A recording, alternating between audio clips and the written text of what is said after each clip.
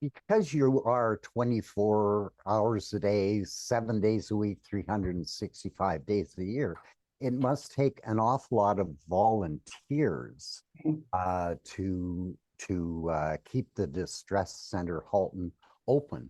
But I'm just wondering how, because you must deal with a variety of different circumstances. Uh, and how do you train those volunteers to become comfortable talking about one subject and moving to another and maybe another subject?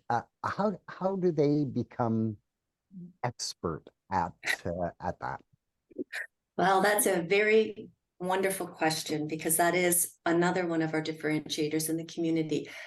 We had our volunteer appreciation party last night because thanks for having me during National Volunteer Appreciation Week. So a shout out to all of the volunteers, not just the Distress Center Halton volunteers, but to the thousands of volunteers across the country that give so readily of their hearts and their time. Right now, we have 235 volunteers working with the Distress Center on the lines, and they go through an intense training program.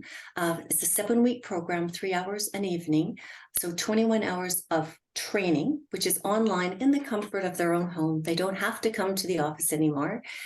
And after that, they're paired with a mentor. So there's 4 to 8 hours of work with the mentor to become comfortable being on the lines.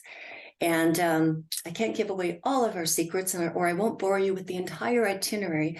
But in our training, we cover and train on active listening, which is a learned skill set. And it's a learned skill set that you have to practice like anything. You don't read a book on golf and immediately shoot under 100. You don't read a book on running a marathon and immediately be able to run it. You have to train for it. So I have to say, we're not quite up there with Malcolm Gladwell's 10,000 hours to become an expert. But we know when we put our volunteers on the lines, 144 hours later, the skill set is ingrained of how to actively listen to someone's story and keep them focused on their story. And one of our taglines is, you can actually listen a person's soul back into existence. And you really can. We've lost our listening in society. And after COVID, we need it back more than ever because more and more and more people are needing to be heard. And so many people need help and they need it now.